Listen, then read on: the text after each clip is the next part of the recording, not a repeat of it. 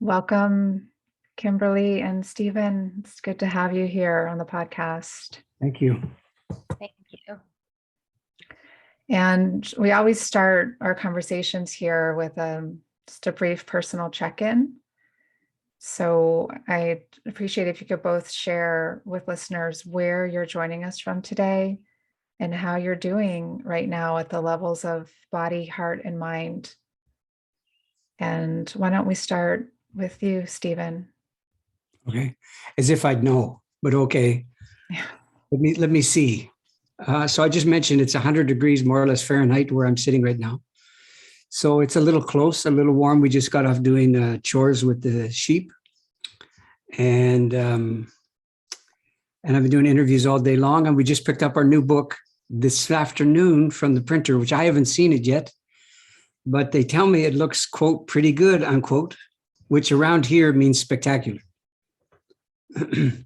And so there's a lot to look forward to. And I'm doing my fair share of looking forward to. So far, so good. Thank you. And how about you, Kimberly?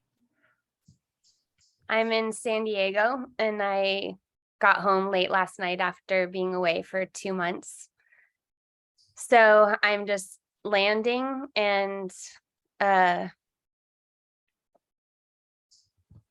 accepting that this is where I live, even though sometimes I feel more comfortable away from where I live, and transitioning back into the school year. I'm a mom, so my daughter actually has a school event today, and transitioning from summer and less structure to the impending structure that's coming up.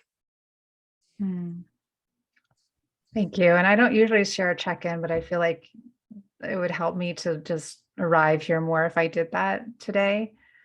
So I'm in Boulder, Colorado, and this is my first podcast interview in my new home. I've spent the past week moving, and I'm always just reminded after I move what a full-on experience it is, like just physically and mentally. And so I'm feeling just the fatigue of that, but grateful to be in a new home and be getting back into routine again.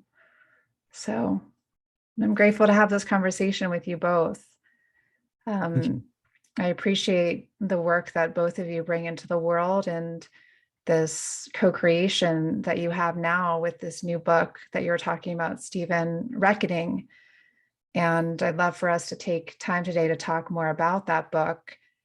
And I think a good first step would be to take listeners back to how this was first conceived. I know that I think that this started with a podcast interview, Kimberly, you hosting Stephen on your podcast in August of 2021. And I'm wondering if you can share with us just what inspired you to reach out to Stephen to have that conversation in the first place. Yeah, it was about a year ago now, and I was having a rough go of it. During the pandemic, I'd moved to New York. I'd moved back to San Diego from New York. I had a number of relationships kind of fall apart, not just romantic, but community friendships. I had just put out my last book, Call of the Wild, and a massive kind of slander campaign went underway, and I was feeling quite disheartened by the polarization of viewpoints and the continual kind of unraveling and fragmentation of points of view, feeling really sad about my own ability to be with those conversations and people that I had previously thought I was really close to, or that I at least had something in common with, seeing them occupy a space that was so drastically different from what I was drawing from, and really confused about if I should try to kind of salvage those relationships or stay in conversation, or if it was time to let them go. And in those times, I was having a lot of conversations with a friend of mine named Matthew Stillman, who's an orphan wisdom scholar. And he recommended that I speak with Stephen Jenkinson. So I wrote to Natalie, Stephen's wife, who does a lot of the scheduling, and it was like a Sunday that I wrote, and we were already on Wednesday. So in my mind, I was thinking it was kind of like, I don't know. I just thought it would take a lot longer to be able to have that conversation. And then after the conversation, I was just, really moved and devastated also. But I had that feeling kind of like after I had my first somatic experiencing session, after a lot of years of therapy, that something really different was happening and it was compelling me, but I didn't really understand it. So I wrote that to Natalie just to say thank you. And then Stephen Jenkinson wrote me back and said, like, how about we talk again tomorrow? And I was just really surprised about that. And I was nervous and daunted, but also thought, okay, well, you can't, that's the kind of invitation that you don't say no to. So we had another conversation, and based on those two conversations, there was like 3 times as many listeners of any other podcast that I've done. And a lot of people wrote to me just saying that they shared my questioning and they got a lot out of that experience. So I went on to invite Stephen to do a series of 5 conversations. I really feel like there's so many 1-hour conversations. Like my podcast is 1 hour. If I have a guest teacher on the course I'm doing, it's 1 hour. And of course, then there's like the reduced 1-minute reel, and, you can get one phrase in. And I felt like I wanted something that was more ample and wide and had time to really work with some of these big words and big ideas, that some of them were a little bit familiar, but I knew they didn't fit in the same place that they fit in the worldviews that I had learned before. And so that is the bulk. Those conversations are the bulk of the book. Yeah, and Stephen, I'm curious, what was it that led you to, like, after Kimberly emailed Natalie and just shared her response to your first conversation, what was it in you that made you offer a second conversation? Guilt. Not really. No, I didn't. I knew that I didn't have my glasses on for the whole event, but I could tell by her voice that she was weeping more often than she wasn't. And I was trying to make sense of it. I didn't know if she was literally coming unglued, because I didn't know the woman at all, right? So no prior experience. And I don't know if this is okay. And I really don't know if it's okay with her, but I'm following her lead. And her lead is, I know how to do this thing called being upset, bordering on unraveled. So just, stay with me. And so I did. And I'm really glad I followed her lead and I wasn't inclined to pull back, because somehow this was not in keeping with an engagement between 2 human beings who are both still alive. As far as the second one goes, well, I don't play hard to get, really. I mean, I kind of learned the sense of urgency from working in the death trade for as long as I did, that you don't put off till Tuesday what you can do today, something like this, because oftentimes Tuesday never comes. And so I was amazed that she wanted to go again. And I said, well, let's make your unmooring at least where we begin. And I guess we did. And like I said, I was awful glad that I listened to her, even though I didn't seem to be doing a lot of listening, but I was listening very, very carefully to what she was saying. And as I've often said in the old days, I was listening very carefully to what she wasn't saying too. And I was relieved to be with a 3-dimensional human being who wasn't defending herself against the presence of another person. Yeah, I'm just taking that in. So one clarifying follow-up question, Stephen, and I get a sense of what you mean just from knowing your work some, and also reading your all's book. Just now you mentioned working in the death trade, and I'm wondering if you could just share what you mean by that with listeners. Well, people would know it as end of life care or palliative care or things of that kind. So my job was to get a lot of people who were dying to die deliberately and alertly and consciously and purposefully and like that. And it was by far and away not an easy sell, I can tell you. And the notion that there's timeliness to this was also a strange idea. So I had more of a sense of urgency about the matter than they often did. And so I found that my time in the death trade did two wonderful things for me. One, it enabled me to engage in a kind of brinksmanship with fellow human beings. The other thing it did was disabused me of the old order understanding what constitutes a therapeutic encounter or a therapeutic or a counseling relationship or things of that kind. And I could have lapsed a time or two, but I don't think I've done any counseling since those days. Mm-hmm. Yeah. And the name of your book is Reckoning. And I'm curious if you can speak to what is behind that name. What does it mean for each of you?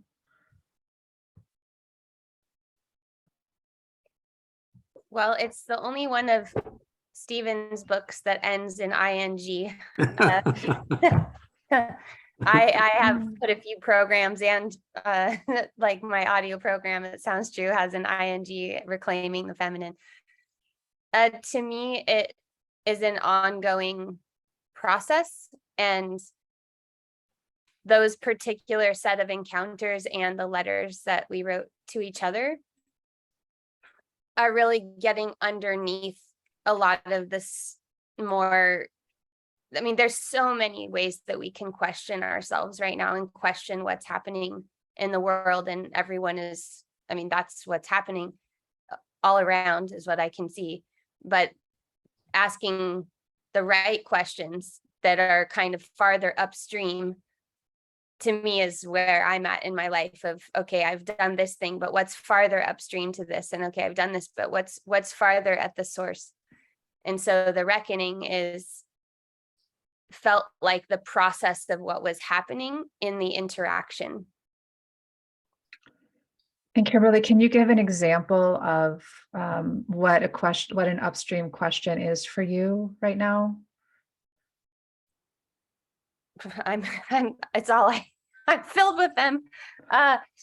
Yes. Well, one question is, for a long time, I did one-on-one work, and then there was so many people on waiting lists that it wasn't possible anymore. So what could I do that could attend to that difficulty? That one-on-one work has all kinds of challenges to it: accessibility, my own physicality and physical capability within doing hands-on work, location, those kinds of things. So then, okay, let me work with bigger groups of people in a more of a teaching capacity.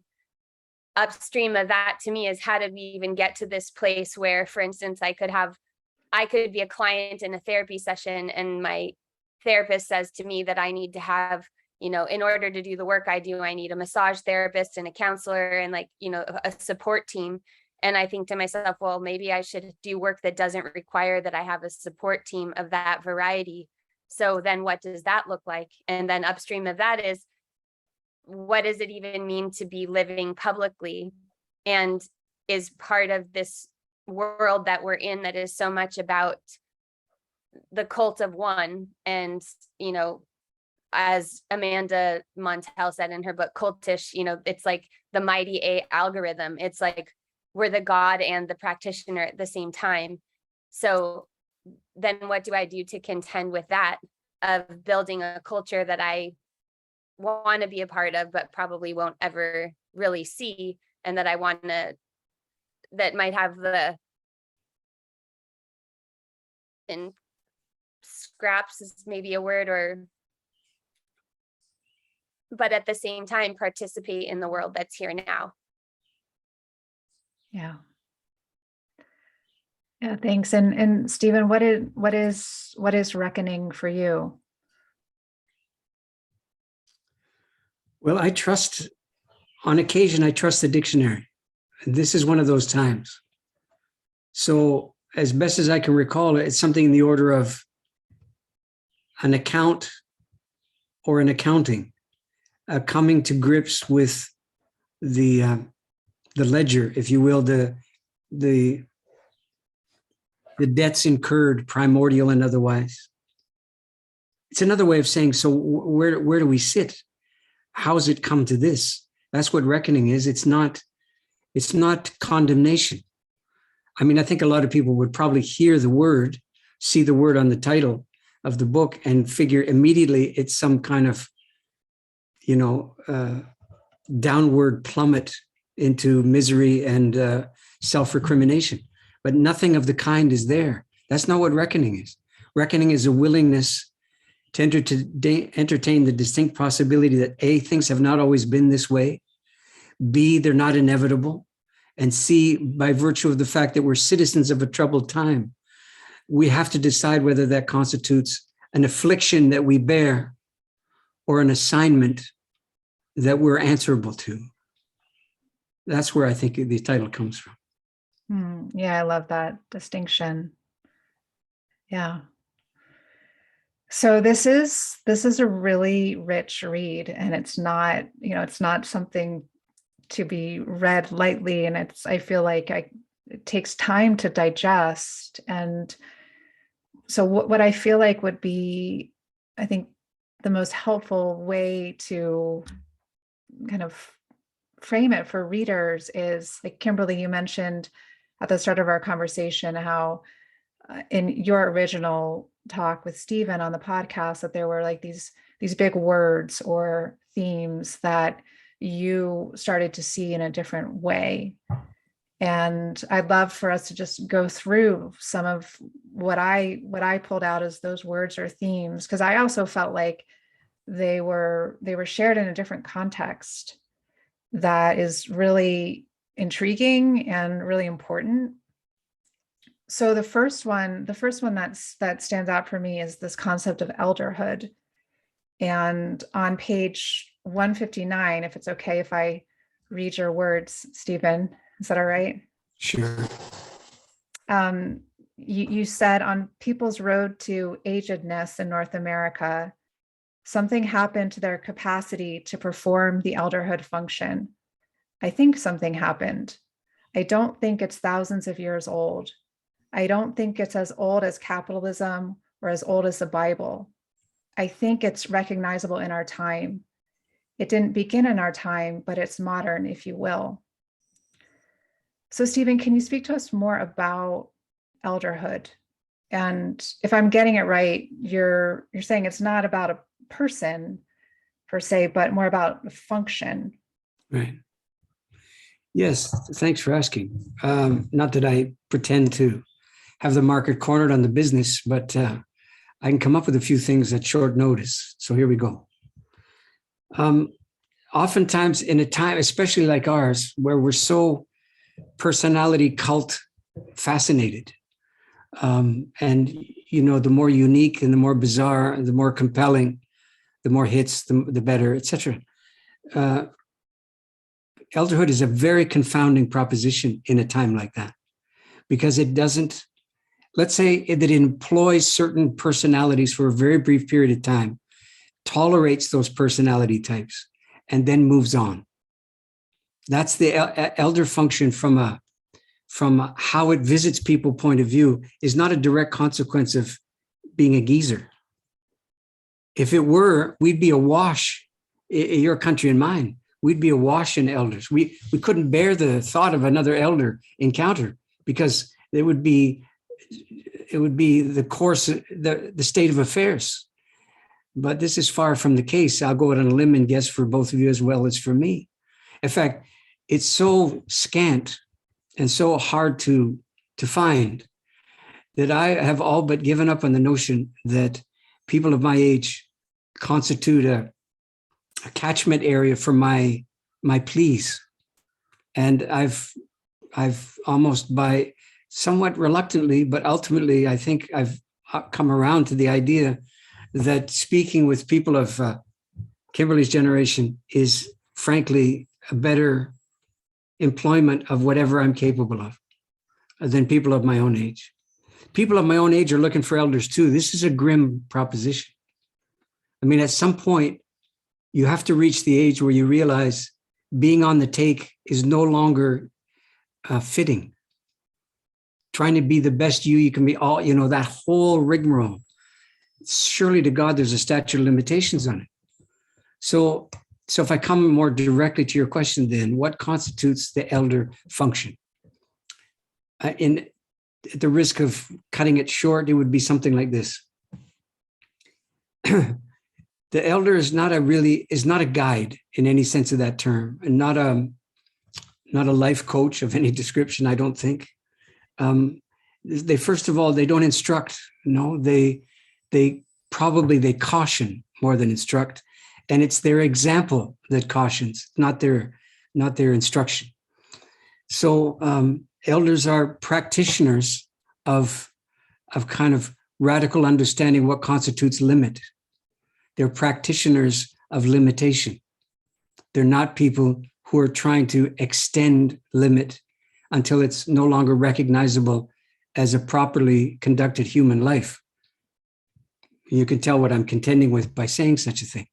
Elders, on the other hand, they're visitations of limit upon the general populace. That's what they do. And they characterize limit as God-given instead of God-removed. And the best analogy I can find is the analogy of wine, which I don't pretend to understand it, but I like it when I like it. And I wondered one time, how do we end up with wine if we don't have recourse to the goofy language of the wine people? But among us lay types, what happens? 100 gallons of grape juice you start off the life of wine with, but I'm fairly sure you don't end up with 100 gallons. I'm fairly sure that the deepening of the wine or the grape juice so that it becomes wine is a consequence of some kind of diminishment in the volume. So the parallel I'm drawing here is, you don't cross the finish line as a human being the way you started the race. Far from it. You haven't become all you can be. The rest of you stretches out before you, basically inaccessible. And then you live a life where you have no recourse to your maximum calibrated mastery. And you learn to live understanding that limits are mandatory for this world to survive our presence in it. And then you embody that accordingly, and you obey the dictum to be wrecked on schedule. And if you're lucky enough to be wrecked on schedule in the presence of other people who are younger than you, then perhaps you become an exemplar unawares, and a kind of counterintuitive one at that. But that's the beginning of an answer, though. So would you say it's like, in some ways, it's like coming to terms with our humanity? Well, only if you understand humanity as a fundamentally limited and flawed undertaking. Yeah. That if you can inhabit your limits, you've done well. So it flips back and forth across this razor's edge of what all of us have lived with during the course of our lives, which is the expectation to live up to this myth called your potential. Human potential is not limitless. No matter what Nelson Mandela or anybody else says about it. And this limitlessness has cost the world dearly and drastically, our pursuit of it. If we inhabit our limits, we become something that I think younger people are worthy of understanding themselves to come from. But if we constantly attempt to thwart our limits, we're not imbued with a sense of grief about life, we're imbued with a sense of grievance. And that's what I see around me all the time. That's what is manifest in the general discourse is, grievance comes first, trauma comes first, belligerence comes first, my personal position comes first, and the world disappears and your fellows disappear. And what do you have kinship with? Your own striving. This is a lonely proposition. Yeah. Yeah, I think this is really important. This, like, just to lay out, because this is, like you said, this is so much of just the predicament that we're in the world. Just this constant striving for bigger, more, greater, better. Kimberly, is there anything you wanted to add or comment on? Specifically with elderhood. Yeah, or just what we were just talking about. Mhm. I'm famous for the long pauses in interview. That's why in the book there's capitals, long pause, because I just sit in the space to see what's next. No, I don't have anything to add. Okay. And so the next topic I wanted to bring forward is that of culture work and culture workers. And it seems that this book that you put together is definitely part of culture work, and that you two are culture workers by putting it out and doing the work that you do and even having a conversation like this. And I'm wondering if you could share if you could help just flesh out this idea of culture work and what a culture worker.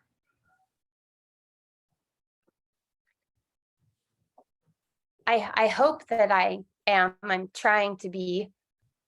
I think for me, there's two streams. One is in my personal life. So what is relevant to the reality of the times, which in my very concrete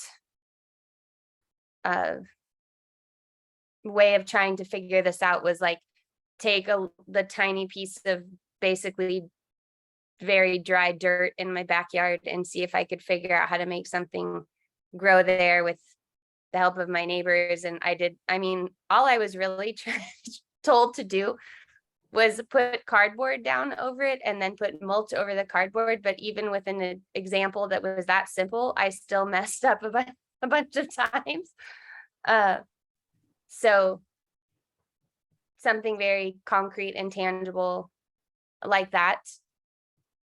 And talking to my neighbors who I hadn't really talked with very much about it. And, they're in their yard all the time and just asking questions if I had them, realizing how much conflict came about just in doing that because here in Southern California, we have a drought. So in order to grow anything, you have to put water on it. So then I was like, oh, I wasn't doing this because I didn't want to use the water. And I don't know how responsible it is to use the water, but I can't grow anything if I don't use the water. And coming from such a minimalist place from yoga years, and I have no trouble giving things up. I have trouble acquiring them. So trying to be in relationship with like, no, it's okay to do this thing and do that thing. So that's on the personal level. Then on the more professional level is trying to reframe conversations and questions that end up, because the underpinnings of the white wellness world and the trauma world all have to do with this idea of human potential and limitlessness, and we're always moving towards healing. And so just running all of my skills and all of those things, it feels like it's going through like a spaghetti grinder or like a machine that's filtering it through to see what comes out on the other side, and then be faithful to that. And my first book, The Fourth Trimester, it is a piece of culture work. It is a call to supporting women and families postpartum. And what does that take? It takes slowing down. It takes caring about food. It takes not caring about productivity, those kinds of things. But it's only been, 7-ish years since then. And this book that we're putting out, Reckoning, we could have printed on demand at Amazon. We could, there's a whole bunch of things, but we just self-published it, which has been really, that to me, that's also culture work. Like, we have to physically go, someone has to physically go and get the book. Someone has to physically send them the charges for shipping. It's not Amazon Prime, so it's not free shipping. So it's on the website, it's in Canadian dollars. So for anyone else in the world, they're going to have to figure out what are Canadian dollars. And, these small things, but they add up when you start to work with them in what comes out in the finished product, but also in how that works on me as someone who's done it in different ways. And in terms of how you chose to put the book out, it sounds like just the way that you did that, you wanted that to be in alignment with the message that the book was actually sharing with people. Is that right? Yeah, I mean, yes, Stephen has already self-published one book, so he had a little bit of experience doing that. But it also has to do with this idea that there's always a bigger, better way to do things, and that somehow that will increase the value, or that the wider the reach, the better.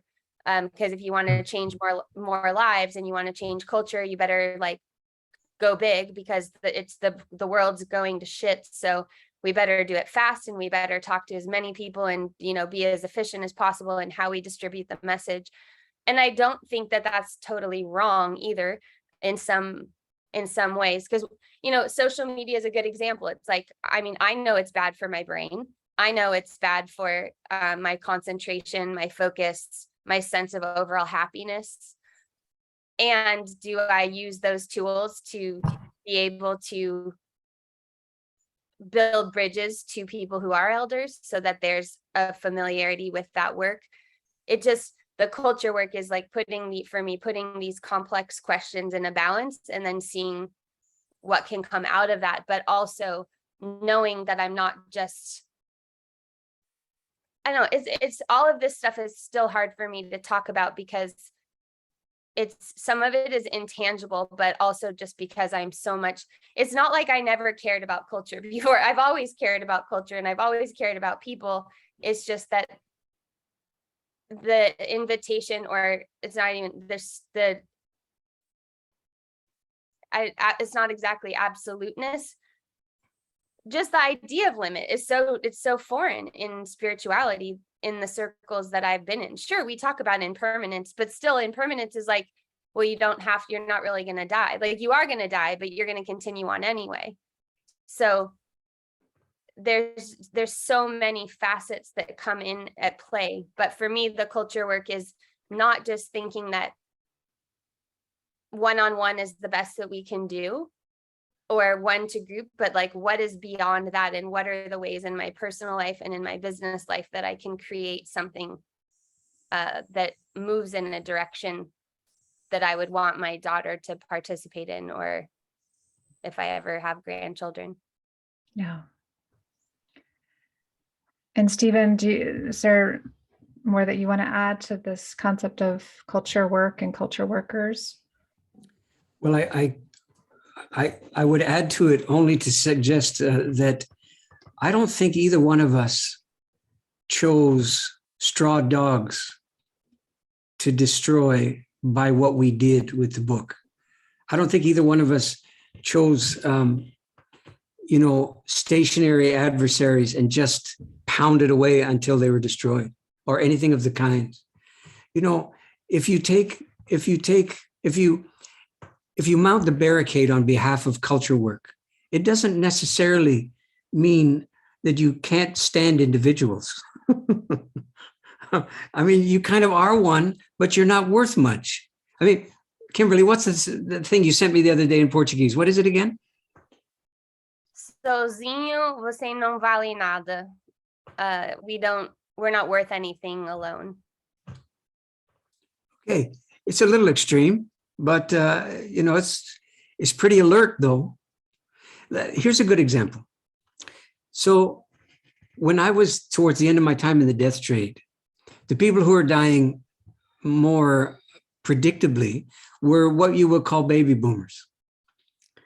And lo and behold, even the dying doesn't extinguish their boomerness, to the point where they were fairly routinely insisting on participating in an event that they would call their own wake.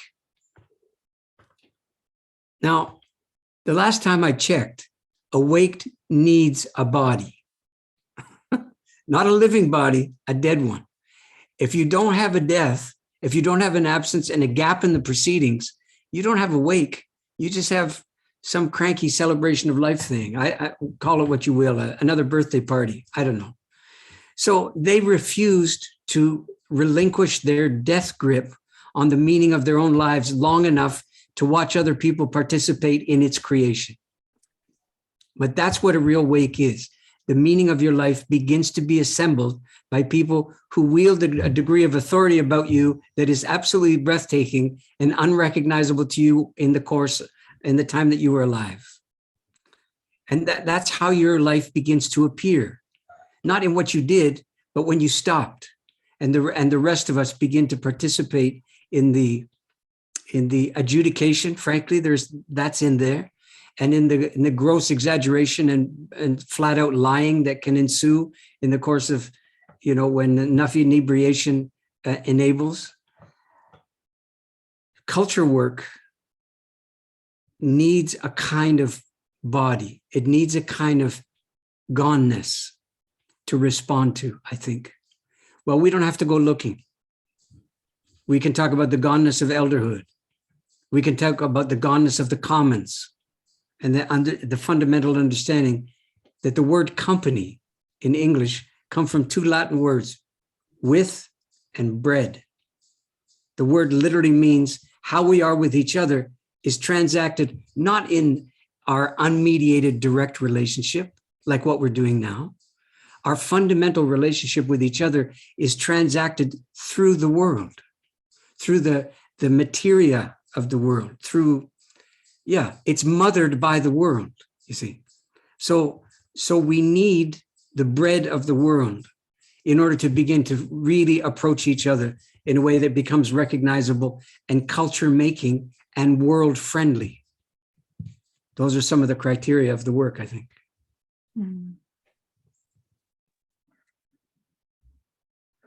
Taking a long pause too. Well, I want to say something Yeah. about meaning, because there's a lot out there about finding your purpose. A lot of people are concerned about finding their purpose and want help finding their purpose.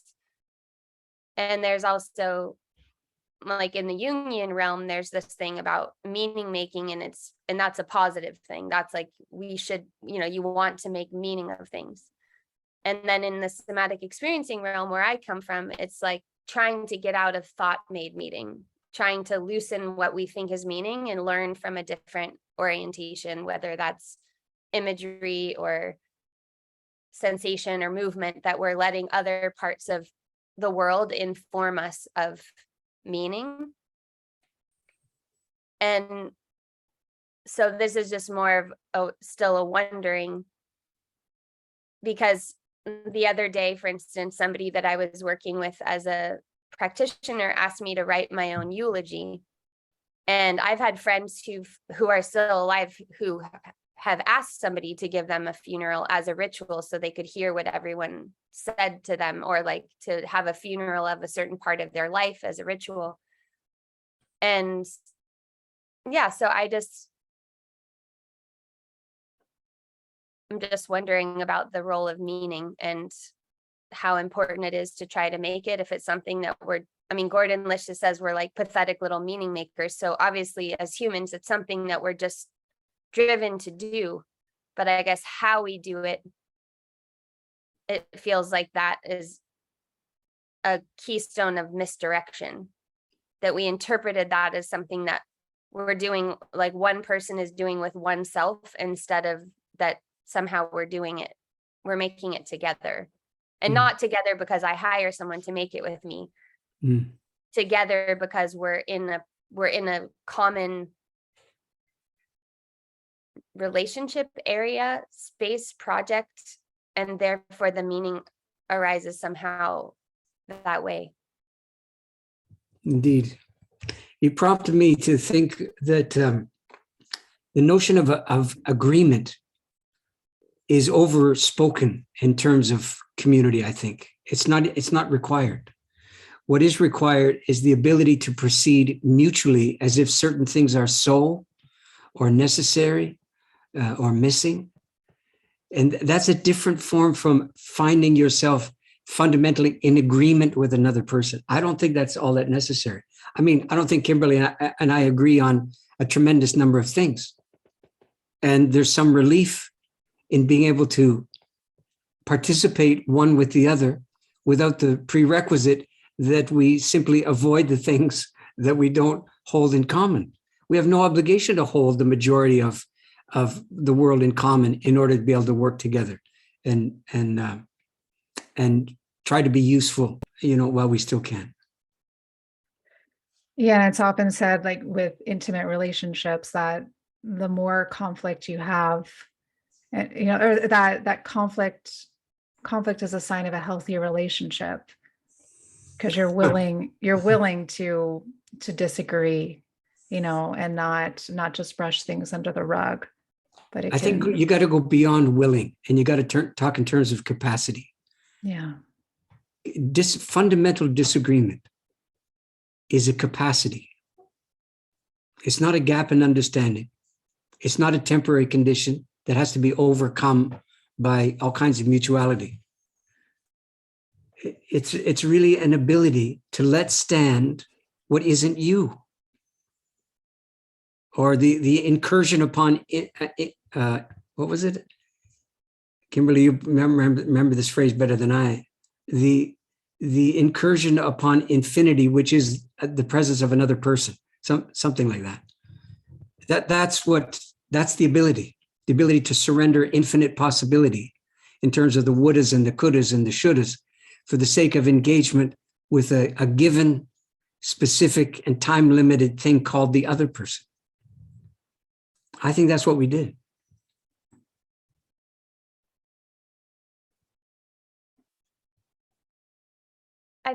I don't know, but I feel that one of the reasons it's so hard to have what we label as conflict, first of all, is coming from white religious Protestant religion of, being kind and of course, as women, we're like socialized to be nice and to like keep, not make waves.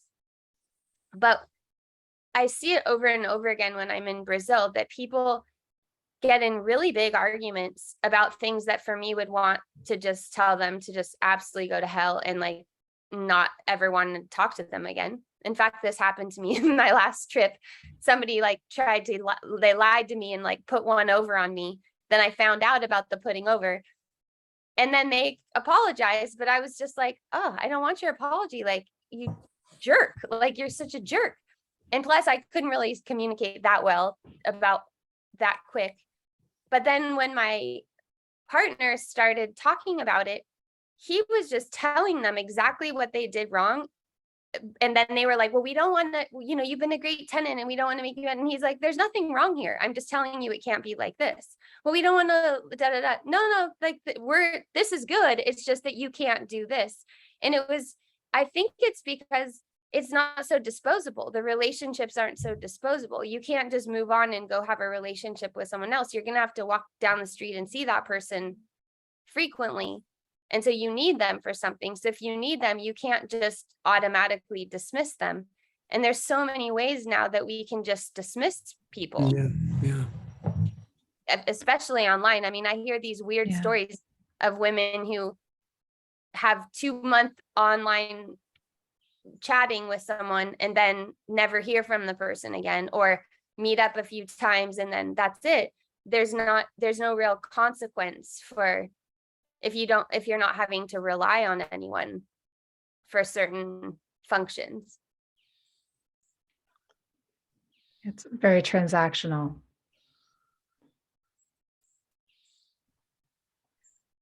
but I could see if like I had a good and somebody else had a good, and the only way that I could eat that thing is if I had a relationship with that other person, or else I couldn't actually have the thing that I needed. That would be transactional too. But we would both know that we'd have to find a way to get along somehow so that we could have the physical, tangible thing that we needed. Yeah.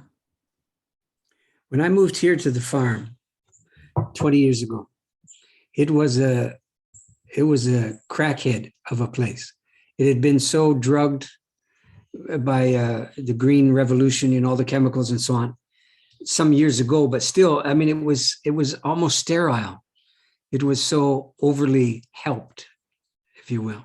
So what, and my vision was to somehow be a farmer. Well, there's no farming available in a circumstance like that unless I go back to the junk, which I wasn't prepared to do. So here's what I did instead. I set about trying to make ground, not grow something in the ground, but actually make the ground, make more ground, make ground that wasn't predicated on what I could get from it. That was 5 years of dirt making before we, quote, raised anything. That's village making, that's village mindedness, that's community building, that's culture work. In a time like this, you have to be willing to forego the notion of produce or productivity or measurable outcomes or upside, and understand that the ground is hurt. So make ground. It's a doable thing, but it needs an immense amount of patience and a willingness to forego the old reward system.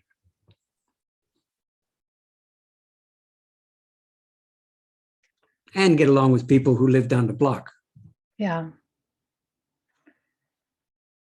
So I want to circle back to that in a little bit, but before we get there, there's some other important concepts that I wanted to name here that you all speak to, and that I know are also really central to your work, Stephen, and that is grief and death and heartbreak.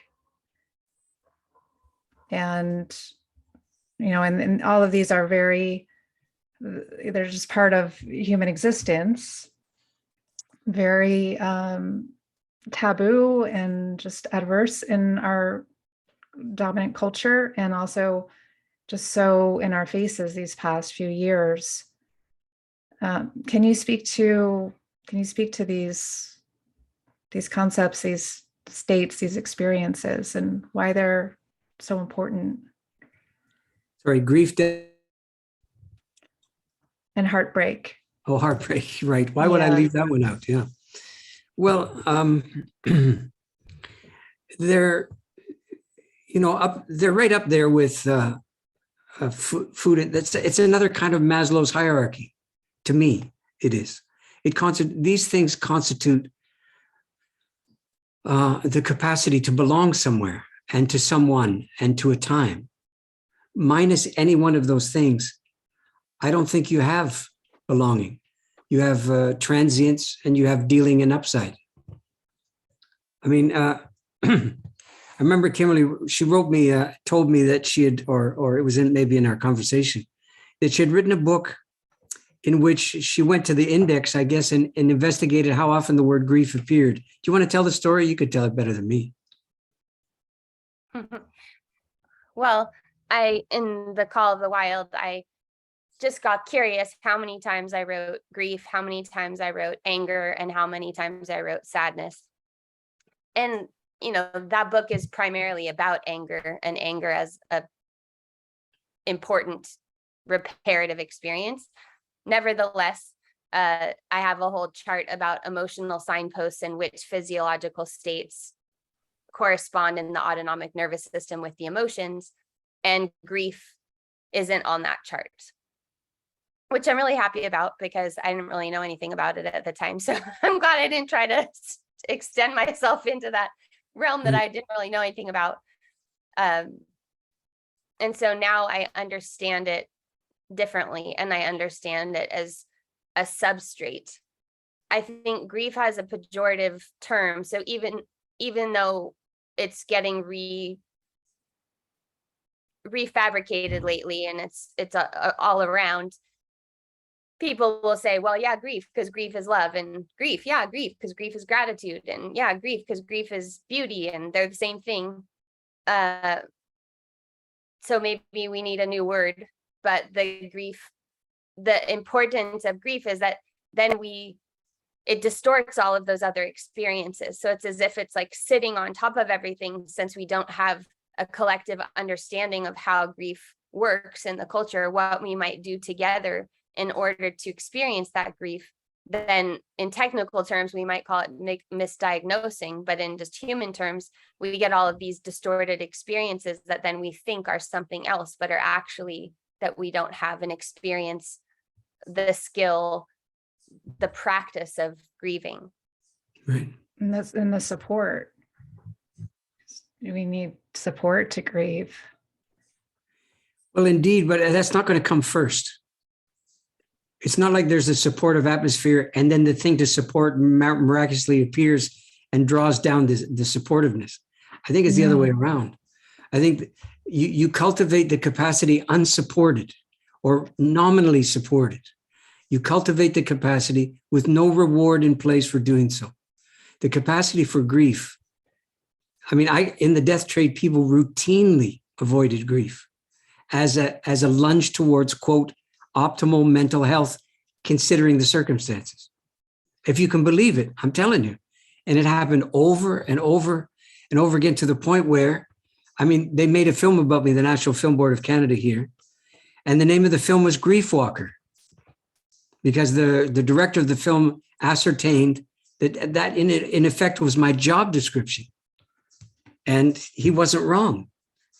So the only way I could advocate grief was not by recommending it or prescribing it. I had to practice it.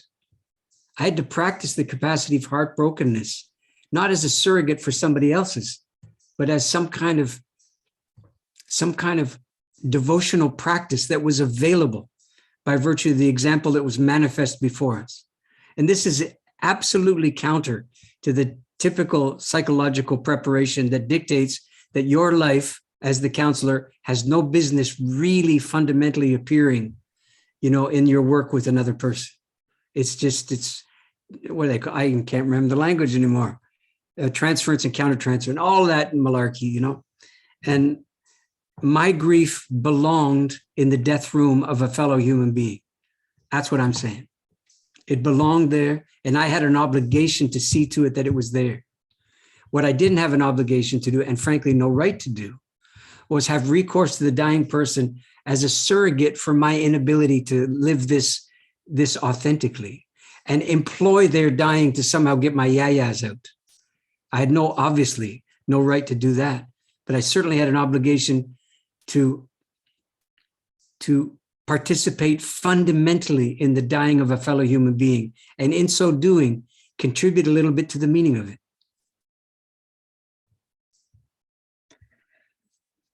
Yeah, I absolutely agree that grief is a capacity.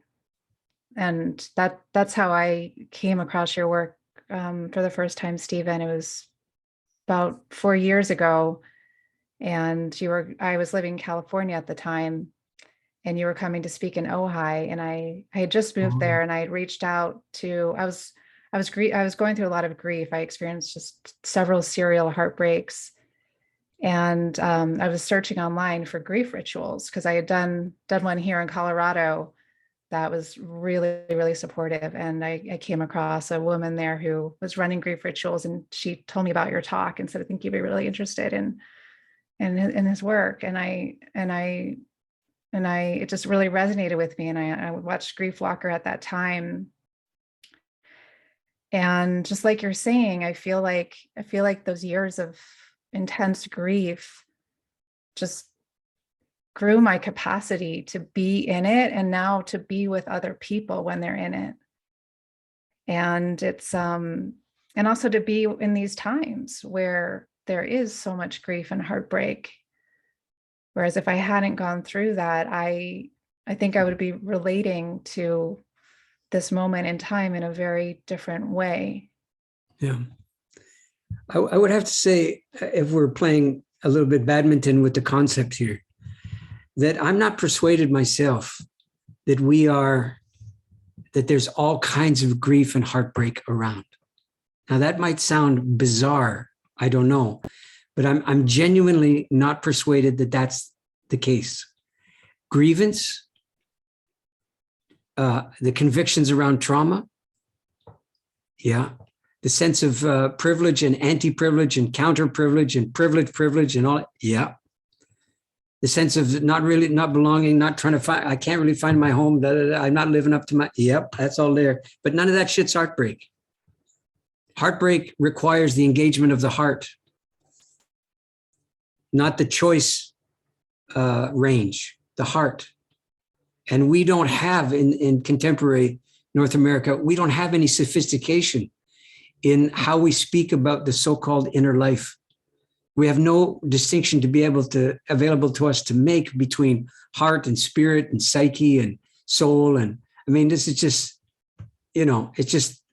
it's like one of those self-storage units on the edge of town.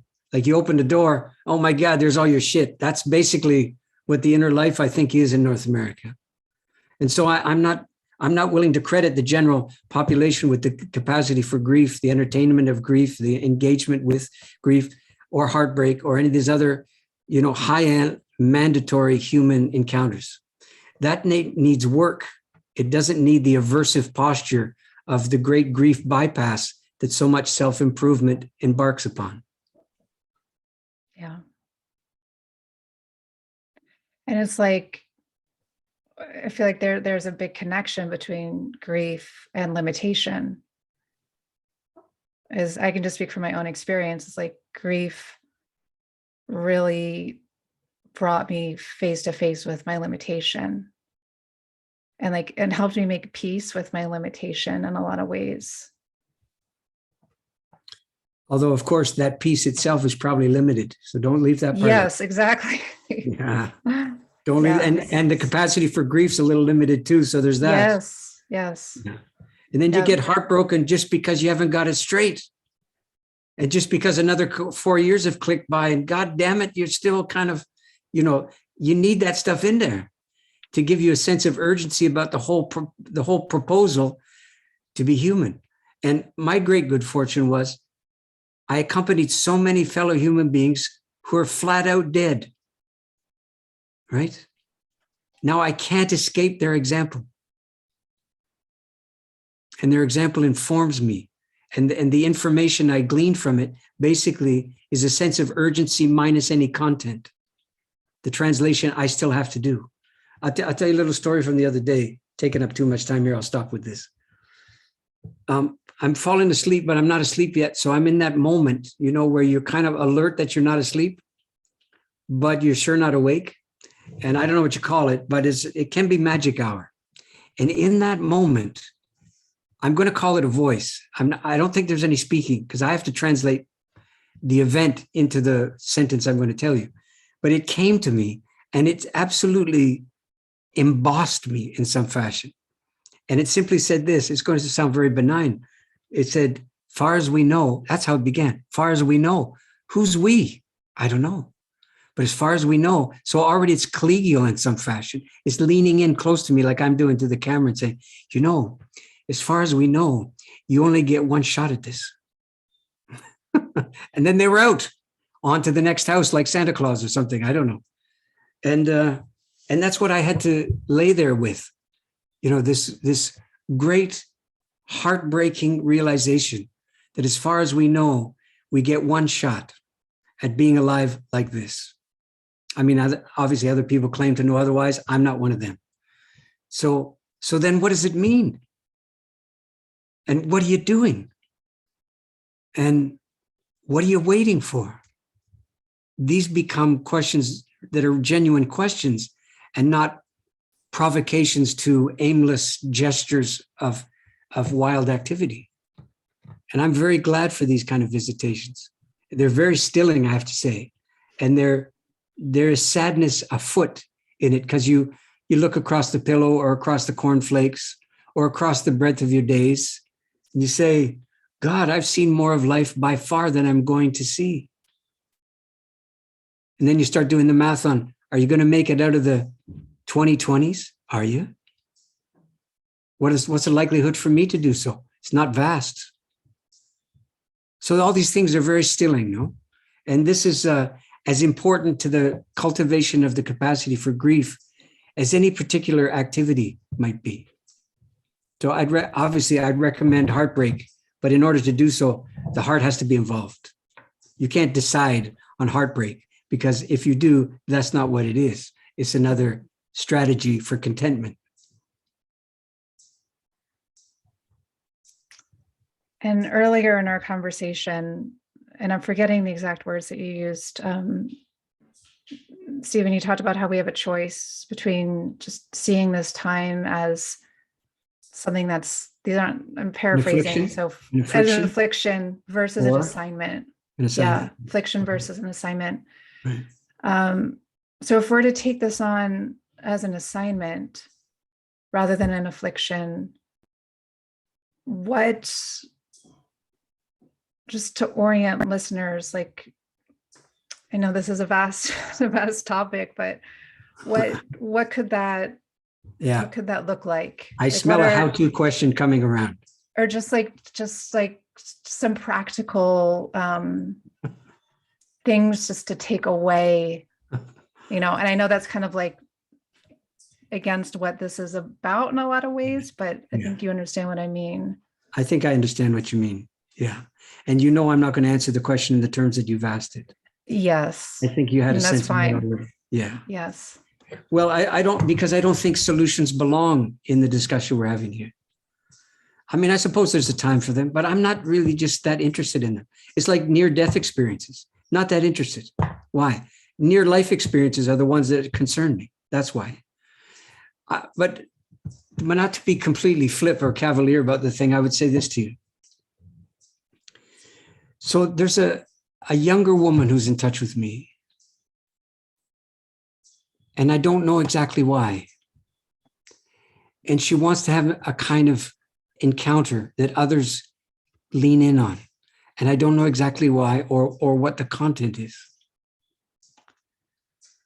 So I have to employ my heartbreak about the world that the people of my age, more or less, are in the process of handing over to the people of her age. I have to employ it. Okay, not feel it. I have to employ it in order to come to her as a three-dimensional human being who I mourn over without knowing her. Now, the woman I'm talking about is Kimberly in this case. And that's what I agreed to do. And it was not easy to do. None of these things are feelings I'm describing to you. You submit yourself to partly the scrutiny and partly the upheaval of a fellow human being who's a generation younger than you.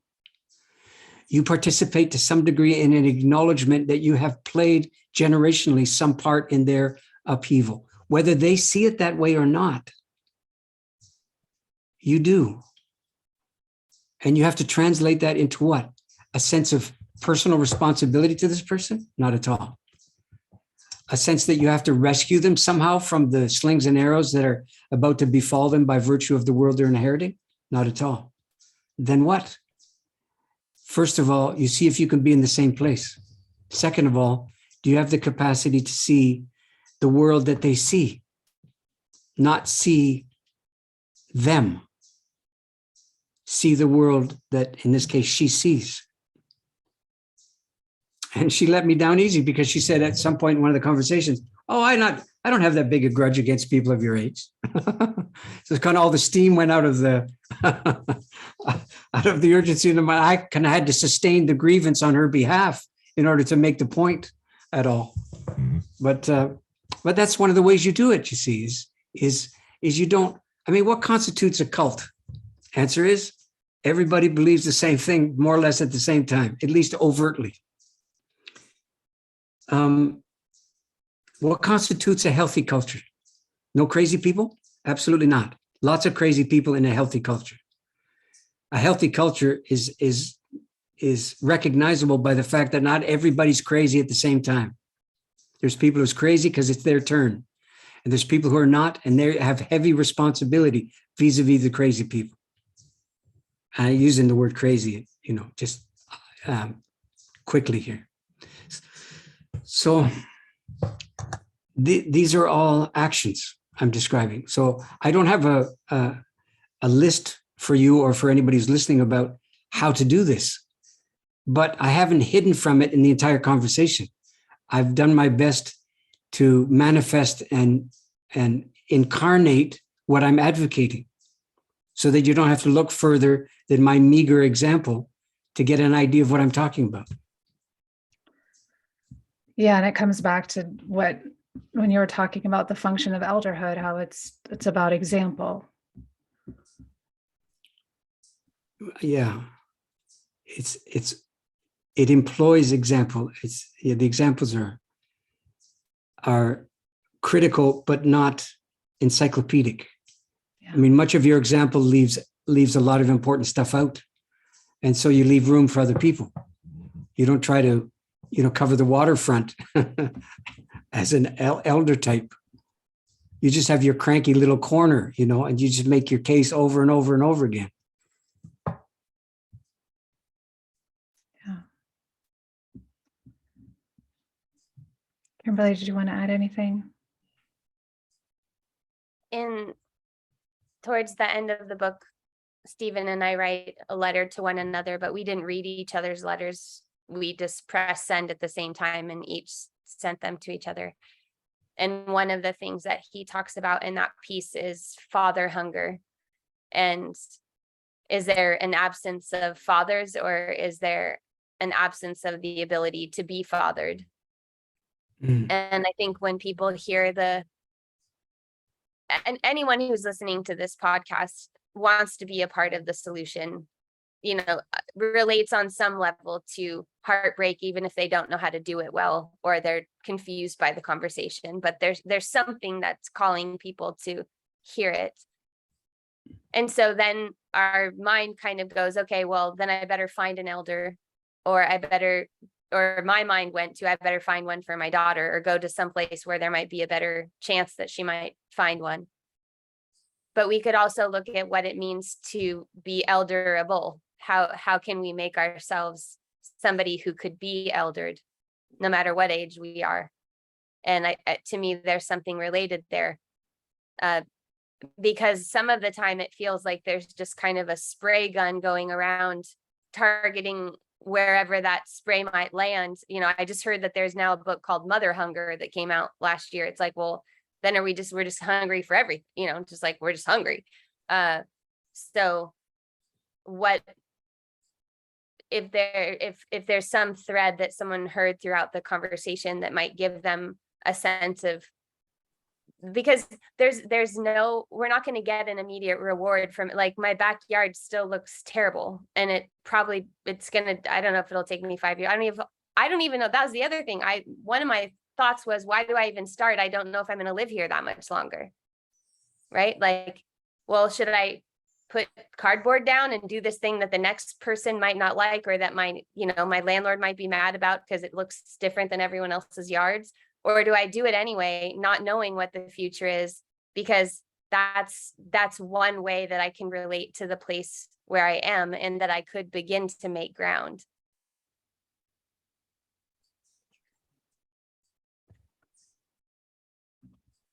And so this book, Reckoning, it's just came out. Is that right? Like, what? Not even officially out. Not even. When is it released? I don't think it's dry yet. Okay. Well, what was that, Kimberly? August 16th. August 16th. Okay. And where can listeners find it? orphanwisdom.com/reckoning. Okay. orphanwisdom.com/reckoning. And we'll put that in the show notes for people.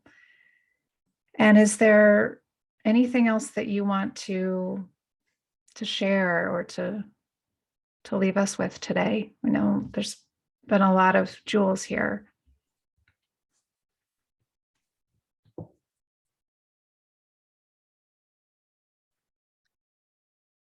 one thought that I had was, because as far as I can tell, nobody really names themselves an elder. Although in some cultures they do. I mean, I have friends who say I have a Native American elder, or this person is my elder. But for people who look like us, there's not a tradition of naming yourself an elder. But as somebody who's been in a kind of apprenticeship to elderhood, and seriously considering it for the last year since I had this first conversation with Stephen Jenkinson, and he has a book called Come of Age, A Case for Elderhood in Times of Crisis, something like that, times of trouble, that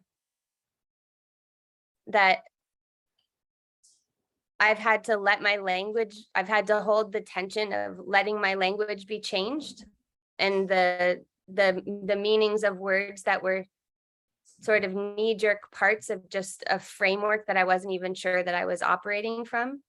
So letting my language be changed at the same time as still being myself, because I can't take out the fact that I'm essentially a Valley girl from Southern California. So how I can do those two things at the same time. So it's like the words that come to mind from here, like integration and reconciling. Does that feel? It just feels like living in dynamic tension all the time, of that spaghetti grinder, and, having some level of, you could call it forgiveness, or you could just call it plain old, willing to just make mistakes and humiliate yourself, or, be embarrassed for instance, to try to, it's sort of like the experience of praying. If you didn't grow up ever learning how to pray, or you only learned how to pray with something that was already like Our Father who art in heaven, something that you just repeat. How do you pray if you never learned? And maybe that's the way you start. I don't know, but it feels like that. It feels like if I'm going to honor my own lineage and my own ancestors and try to compose something that has to do with the place that I'm from, or hear something, maybe not compose it, but hear it, then I am just going to have to have to make a lot of mistakes and like feel really awkward, and but not stop trying to do it.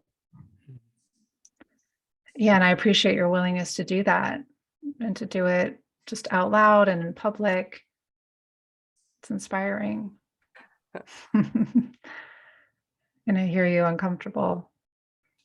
Yeah. How about you, Stephen? Any words you want to leave us with today? Well, I think I have, but I can leave you with a story, though. It goes like the true story really happened. It goes like this. So I'm carving stone as a kid, in my 20s or early 30s. And I can't get the hang of it. But much more importantly, I can't get the hang of making a living from it at all. So in my wisdom at the time, I seek out some old fella. I find a guy who's been doing it for, God, it was 60 some odd years. It was crazy how long he'd been doing it. And I thought, oh, this is the mothership. This is not going to be a problem at all. Call him up. And this is what I said, if you can believe it. I said, yeah, my name's so-and-so. And I do the same thing that you do, not for as long, obviously, but same work. And so I thought I'd just come over, if you don't mind, and you can give me sort of the lay of the land of, how this thing actually works. And you've made a go of it. So I'm sure I can too, basically. So it embarrasses me to remember it, but I did. And the first words out of his mouth were this. He said, same work, huh? I didn't take the hint. So I said, yeah, same work, thinking he was gathering me in. It's not what was happening. And he said, tell me this. He said, you work at it every day? Now, I knew what the right answer was, but I also knew what the accurate answer was. And I gave him the accurate answer. Sort of, I said, well, I think about it every day. Every day, I said. And he said, do you? He said, I'll tell you what, you call me when you do it every day. Click. And I sat there and thought, as you would have thought, proud asshole. That's what I thought.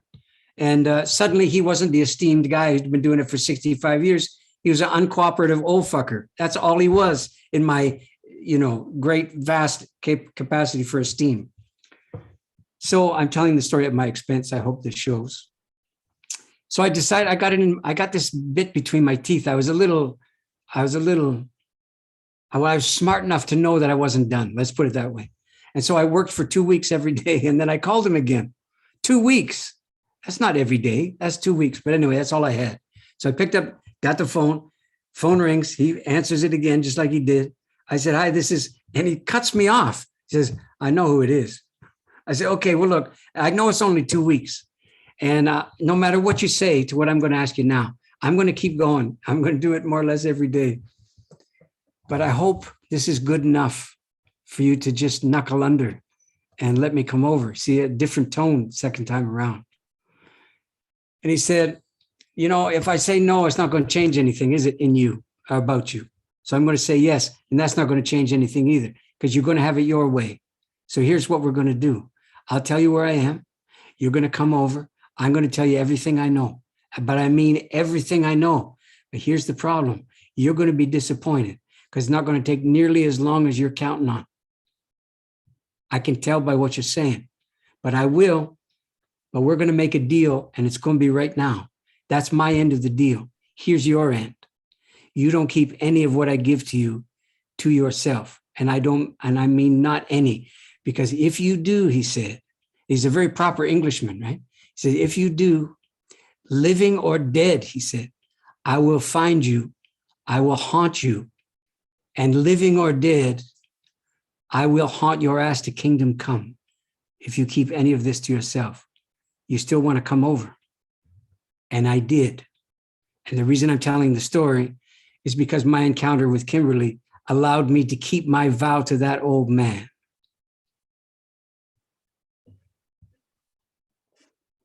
And that's who we can be to each other.